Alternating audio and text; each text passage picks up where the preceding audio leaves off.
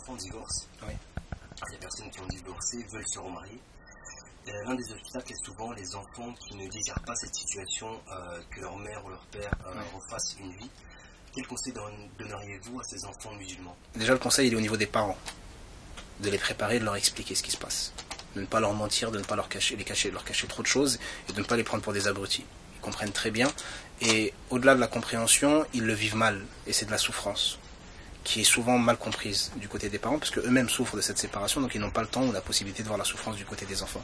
Donc déjà au niveau des parents, il faut qu'ils accompagnent les enfants et qu'ils les aident. Et s'ils ne peuvent pas, qu'ils s'entourent de professionnels pour pouvoir les aider. Ça peut être des psychologues, des thérapeutes, des éducateurs spécialisés, des gens compétents sont disponibles, donc il ne faut pas hésiter à les consulter.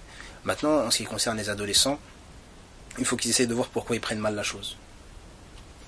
C'est presque évident. Personne n'aime voir ses parents se séparer. Pourquoi? Parce qu'on aime les deux et qu'on les aime ensemble. Parce que l'image qu'on a, c'est des parents ensemble et non séparés. Et qu'on a aussi peut-être le sentiment qu'une fois qu'ils vont se séparer, on va peut-être perdre quelque chose. Qu'on perd un des deux. Ou qu'on va forcément moins voir un des deux. Donc le sentiment de perte est dur à gérer. Le sentiment de besoin d'amour est souvent un schéma connu, mais qu'on a du mal à remettre en question. Et la troisième chose, c'est le changement d'habitude. C'est-à-dire qu'il y a un changement qui va s'effectuer et on n'aime pas trop les changements. Les humains n'aiment pas trop les changements. Donc, mais c'est vraiment de l'émotion. C'est-à-dire que c'est normal qu'un enfant n'accepte pas que ses parents se séparent. Maintenant, pour les aider, si c'est le destin qui se sépare, c'est peut-être mieux ainsi. C'est peut-être préférable pour eux qu'ils se séparent qu'ils restent ensemble. Donc ils peuvent rester ensemble et faire semblant, mais s'ils souffrent tous les deux, est-ce qu'ils vont rester ensemble ne serait-ce que pour lui faire plaisir? Pas sûr.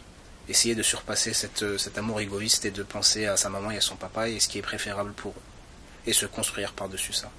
C'est pas évident. Mais pareil, il y a des accompagnateurs qui sont là pour ça.